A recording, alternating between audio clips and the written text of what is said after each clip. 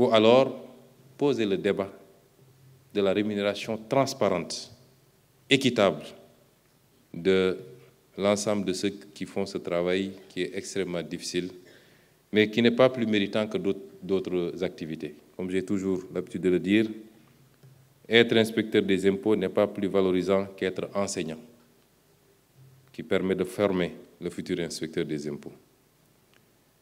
Et j'ai fait l'option de poser le débat. Le syndicalisme peut être très utile. Il peut permettre d'anticiper sur des questions qui impactent sur la motivation des agents, justement. Parce que les conditions de travail déterminent la performance de temps en temps. Les conditions de vie déterminent la performance également.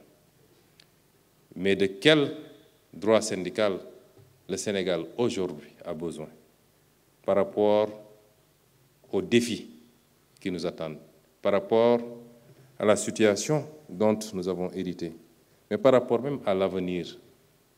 L'histoire a montré que la stabilité politique, mais la stabilité sociale sont des conditions sine qua non à toute œuvre de développement sur le moyen terme.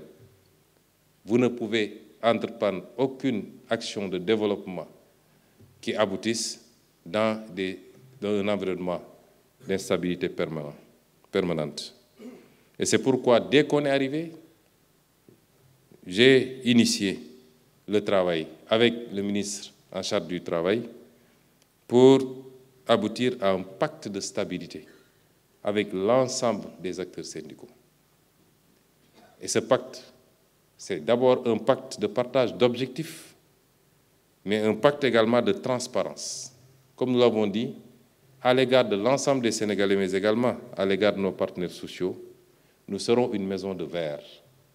Ils auront toutes les informations, toutes les données sur la situation du pays, sur les capacités réelles de l'État, et ce que nous attendons en retour, c'est d'avoir une attitude patriotique en se projetant tous ensemble sur les efforts à fournir maintenant pour pouvoir récolter le plus rapidement possible.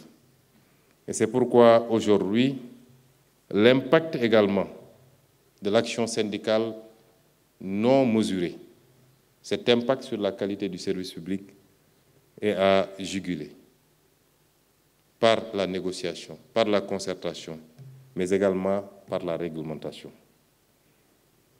Que les acteurs décident d'aller en grève dans un secteur aussi stratégique que la santé, c'est leur droit s'ils ont une base légale pour le faire, mais qu'ils décident de retenir les dossiers médicaux, nous devons tous convenir que c'est illégal. Il en va de même pour le secteur de l'enseignement, l'éducation nationale. Il en va de même pour tous les autres secteurs. Et nous pensons aujourd'hui qu'autant l'État central, l'exécutif, s'astreint et va continuer à s'astreindre à des efforts pour réduire sa taille, réduire son train de vie, se priver s'il le faut, autant dans tous les secteurs et tous les segments, le patriotisme voudrait que nous puissions taire un certain nombre de préoccupations qui, quelquefois, ne se justifient pas pour consentir les efforts qu'il faut pour léguer ce pays aux générations futures dans de meilleures conditions. Mesdames et messieurs, tout document portant une réforme n'aura de sens que par la rigueur, la volonté politique, mais la rigueur opérationnelle dans son application. Je disais tantôt au ministre que ce que vous avez présenté, surtout la partie FIT, semble enterrer définitivement le PAMA. Il ne me semble pas possible que les deux programmes puissent coexister. Ça n'a pas été dit formellement, mais c'est des discussions que nous aurons plus tard. Mais le PAMA avait les mêmes ambitions.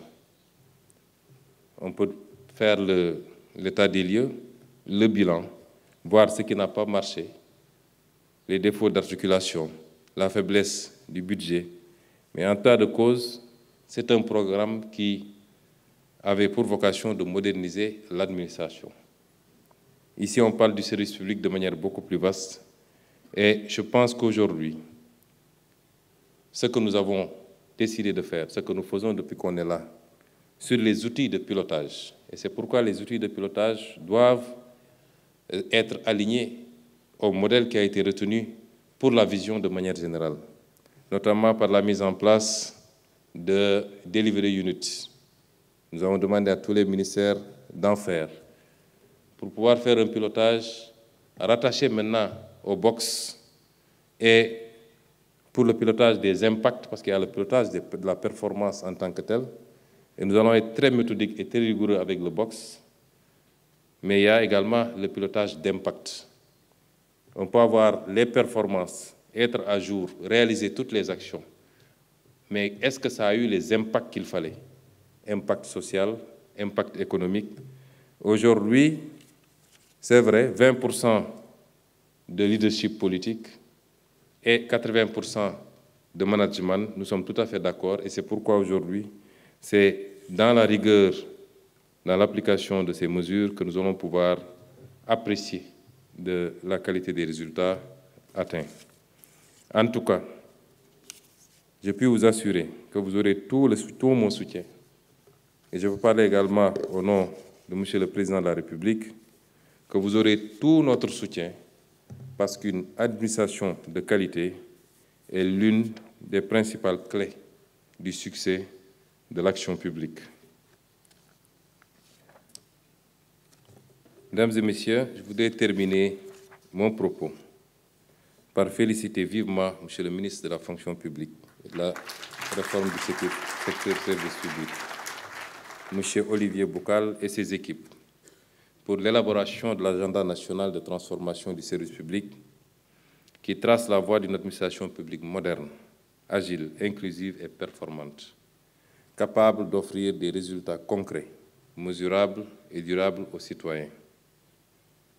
Je ne saurais clore mon propos sans appeler à une appropriation forte de cette feuille de route par l'ensemble des parties prenantes et à un engagement nourri des administrations à sa mise en œuvre pour faire du service public un levier de cohésion nationale et de développement durable.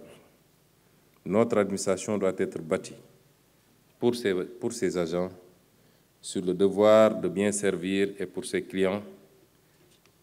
Vous voyez, je n'ai pas lu heureusement le discours. Pour ses usagers donc, parce que c'est le discours préparé par Monsieur le ministre, sur le droit d'être bien servi. Je vous remercie de votre aimable attention.